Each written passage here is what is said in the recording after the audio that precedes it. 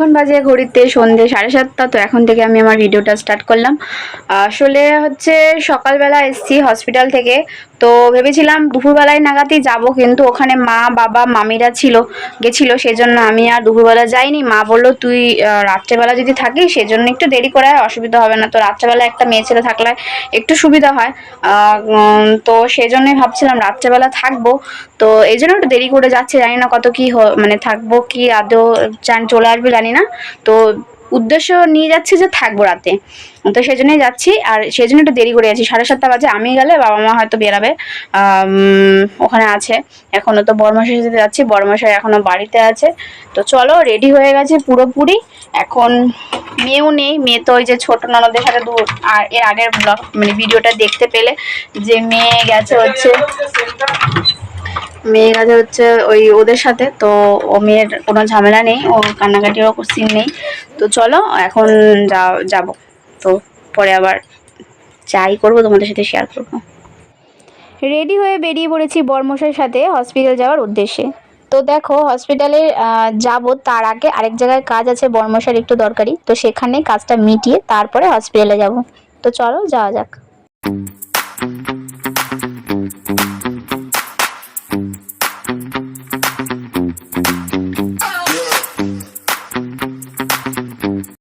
আমাদের এখানে বাড়ির থেকে খুব একটা দূরে না, নন্দননগর বাজার সমিতিতে প্রত্যেক বছর বড় করে গণেশ পুজো হয়। সেখানেই যেতে যেতে দেখলাম বড় করে গণেশ পুজোর পরের দিন অনুষ্ঠান হচ্ছে।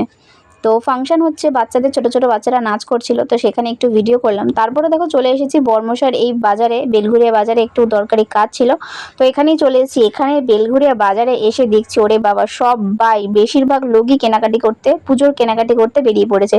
এক এক জায়গায় শপিং মলের পাশে ঢাক বাজছে, মানে বিশাল ব্যাপার, পুজো পুজো একটা গন্ধ ফিলিংস।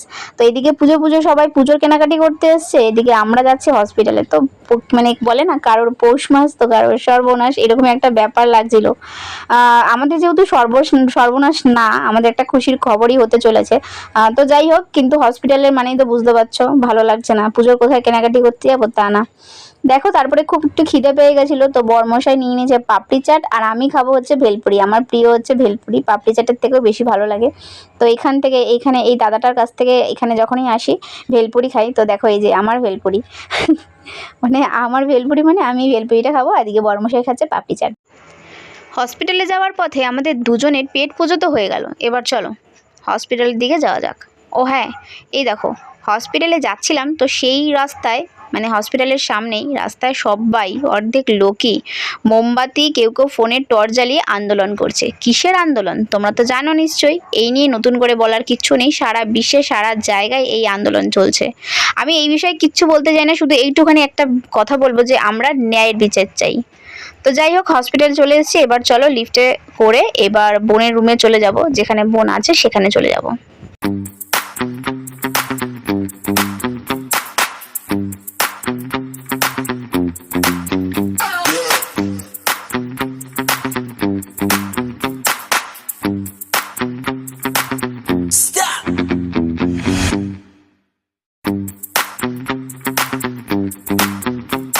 রাত্রেবেলা বর্মশাই আমাকে হসপিটালে পৌঁছে দিয়ে চলে গেছিলো। কারণ কি বলতো, ওর যে সকালবেলা পরের দিন ডিউটি, যেতে তো হবেই, থাকলে হবে না।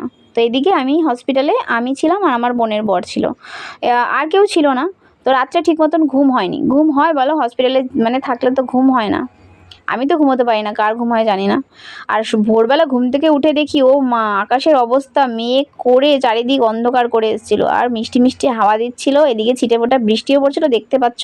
হ্যাঁ মানে জানলা থেকে মানে হ্যাঁচলা হাওয়া আসছিল, বৃষ্টির ছিটা আসছিল। তো যাই হোক, আবার পরে যেকে সেই রৌদ্র একদমই ভালো লাগছিল না। তার মধ্যে এরকম পেশেন্ট যদি ভর্তি থাকে হসপিটালে তাহলে একরকম টেনশন, তার উপরে রাত্রি জাগা, মানে একাকার অবস্থা। যাই হোক কিছু করার নেই, এখানে বসেছিলাম। আর এই দেখো তোমাদের একটা জিনিস দেখাবো, এই যে বেঞ্চটা দেখতে পাচ্ছ না, একটা বেঞ্চ আছে, তো এই বেঞ্চটার মধ্যে না আমি রাত্রেবেলা ঘুমিয়েছিলাম। আমি এমনিতে জানো খাটে যদি ছোট খাটে শুই না তাও পড়ে যাওয়ার রিস্ক থাকে, কিন্তু এই বেঞ্চটা যে আমি কিভাবে শুয়েছিলাম কি জানি। তো যাই হোক একটুখানি চোখ লাগে আবার ঘুম ভেঙে যায়, কারণ হসপিটালের এর আওয়াজ ওর আওয়াজ, এই চিৎকার করে, ও চেঁচামেচি করে, তো ঘুম হয় না। তার কিছুক্ষণ পরে আমার দুই মামি এসেছিল, এদিকে দেখতে পাচ্ছ আমার মেজো মামি, এটা হচ্ছে আমার ছোট মামি। তো দুই মামি এসেছিল আমাদের জন্য খাবার নিয়ে এসেছিল।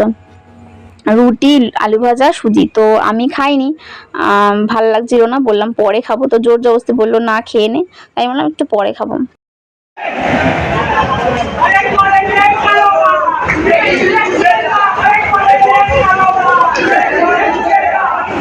আমিও লড়ি তুমিও লড়ো, সিদ্ধার এটা সত্য করো। আমিও লড়ি তুমিও লড়ো, আমিও লড়ি তুমিও লড়ো। হঠাৎ করে দোতলায় ছিলাম আমি, তো ওখান থেকে নিচে নেমে এসে দেখছি যে এখানে হসপিটালের সমস্ত জুনিয়র স্টুডেন্টরা, জুনিয়র ডক্টররা সবাই মিলে আন্দোলন করছে।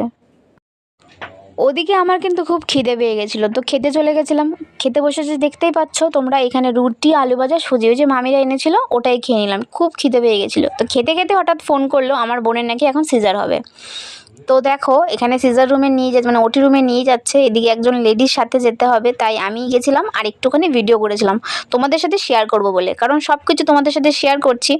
তোমরা তো জানোই, ভিডিও দেখেছো এর আগে, যে আমার বোনের বেবি হবে, তো হসপিটালে নিয়ে এসেছি। সেই জন্য তোমাদের সাথে এইটুখানি আপডেট দিলাম যে আজকে বোনের সিজার করতে নিয়ে যাচ্ছে, ওটি হবে, আর বেবিও হয়ে গেছে। তো কি বেবি হয়েছে সেটা আর এই ভিডিওতে বললাম না, নেক্সট ব্লগে বলবো, নেক্সট ভিডিওতে বলবো। তো আজকের মতন এইখানেই ভিডিওটা শেষ করছি। নিয়ে আসবো তোমাদের জন্য নতুন ভিডিও। যদি কোথাও একটু ভালো লেগে থাকে তাহলে একটা লাইক করে আমার পাশে থেকো, আর যদি কিছু বলার থাকে একটা কমেন্টের মাধ্যমে জানিও। তো আজকের মতন টাটা, গুড নাইট, সবাই ভালো থেকো, সুস্থ থেকো।